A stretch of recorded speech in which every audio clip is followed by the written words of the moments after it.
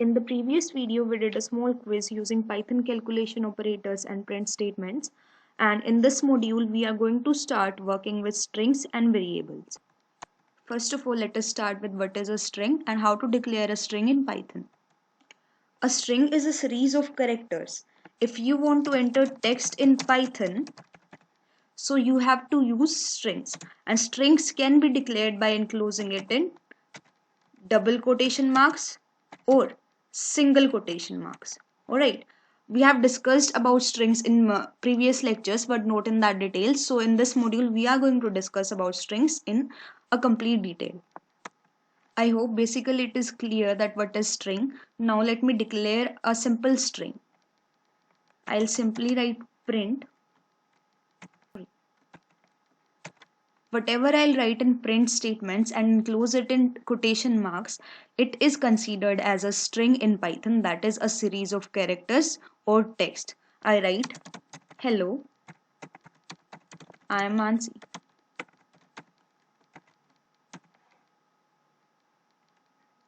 So this hello, I am Mansi is a complete string. And I can also declare a string as a is equal to hello. Okay, so here a variable stores a string inside it, that is hello. How to check that what I stored in a is a string or not? Python provides us a function, that is type function. So whatever object name we write in type, it will provide the data type of that object that we entered, means what kind of data is stored in that variable. So I will declare this type function I will store this type a in a variable b, and then I will print b. Now see what it provides. I wrote print hello I am Mansi. It is a string that is printed as it is, and then I stored hello in a, and then wanted to ask the data type from Python, data type of a from Python, that is data type of hello. The type of object that is stored in a will be provided by Python if we use a type function. But there are some characters that cannot be included in a string directly, like double quotation marks. If we write double quotation marks in between of a string, it will end it, right?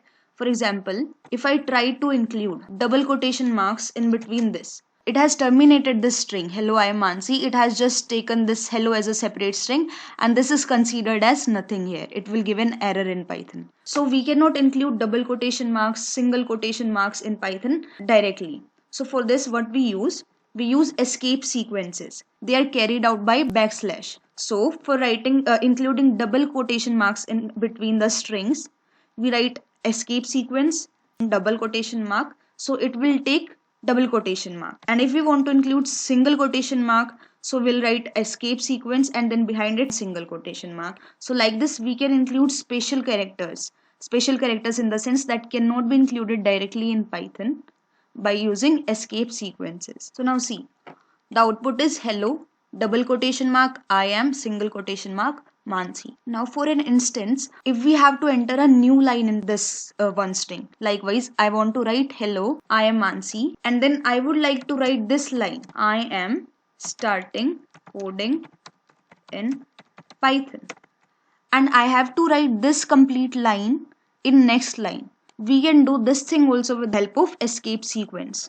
Using escape sequence, that is backslash. Do not get confused between the forward slash and backslash. So we will use backslash here and we will write n.